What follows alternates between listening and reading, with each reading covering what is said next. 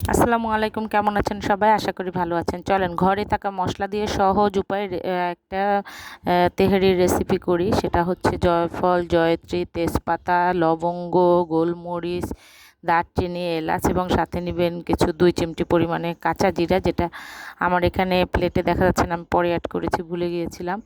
তারপরে হচ্ছে এগুলোকে ভালো করে একটা কড়াই বা প্যানে একটু হালকা গরম করে নেবেন। কড়াইটা গরম করে তার উপরে মশলাটা দিয়ে একটু নেড়ে চেড়ে তাহলে গ্রাইন্ড করতে বা গুঁড়ো করতে সুবিধা হবে। এটাকে একটা গ্রাইন্ডারে দিয়ে গুঁড়ো করে তারপরে হচ্ছে এটাকে রেখে দিলাম। তারপর একটা প্যানের ভেতরে আপনারা পেঁয়াজটা ভেজে নেবেন। আমার আগে কিছু বেরেস্তা ছিল, এটাকে আমি কাজে লাগালাম। সরিষার তেল গরম করে তার ভিতরে দিয়ে দিলাম এবং আগে থেকে ছোট ছোট করে কেটে রাখা মাংসটা দিয়ে দিলাম। কিছু চর্বিযুক্ত এবং হাড়যুক্ত অবশ্যই মাংস নিতে হবে, তাহলে স্বাদটা ভালো হবে। তারপরে এটার সাথে সব মশলাগুলো মিশিয়ে ভালো করে নেড়ে চেড়ে একেবারে কষিয়ে তারপরে প্রথম যে পানিটা বের হবে সেটা কষানোর পরে কিছু টক দই মিশাবো। টক দইটা পরে দিলে ভালো হয়, নাহলে অনেক পানি ছেড়ে দেয়, মাংসটা কষানো ভালো হয় না। তারপরে এটাকে ভালো করে দমে রেখে দিব, এবং দমে না, ভালো করে অল্প আঁচে সিদ্ধ করে নিব।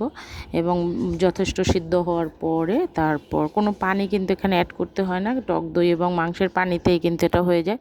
তারপরে এটা নামানোর আগে কিছুটা কাঁচামরিচ ছড়িয়ে ছিটিয়ে দিব, এবং কাঁচামরিচটা শেষে না দিলে গলে যাবে, ফ্লেভারটাও নষ্ট হয়ে যাবে। তারপর এটা নামিয়ে রেখে একটা প্যানের ভেতরে আমার যেহেতু আগের বেরেস্তাটা শেষ হয়ে গেছে, তাই আমি আবার কিছু বেরেস্তা করে নিচ্ছি। মানে এখানে পেঁয়াজটা ভেজে আমি কিন্তু পোলাওয়ের মতো করেই এই চালটা বসাই।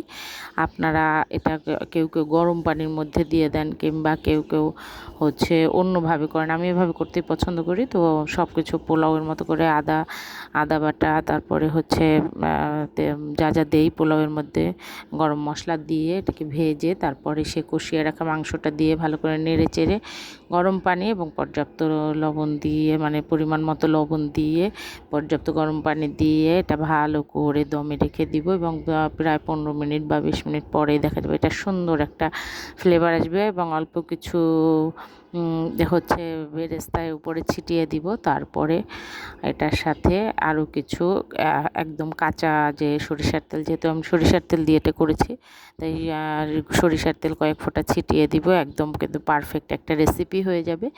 আর এটার সাথে আমি কিন্তু গরম গরম করে নিয়েছি ওদিকে টিকিয়াটা ভাজা শেষ। আমি এখন একদম দুটোই গরম অবস্থায় সার্ভ করব, আর এটা খেতে অবশ্যই দুর্দান্ত লাগবে। তো এটা সার্ভ করার জন্য যে ক্লিপটা নেওয়া হয়নি আমার, এটা তাড়াহুড়া করে, তো আপনারা সেটা কম করে সুন্দর করে রেসিপিটা ট্রাই করবেন। এবং অবশ্যই একদম সহজ, সিম্পল, কিন্তু বেশ সুঘ্রাণ এবং সুস্বাদু একটা রেসিপি তৈরি হয়ে যাবে। আজ এ পর্যন্ত, ভালো থাকবেন সবাই, আল্লাহ হাফেজ।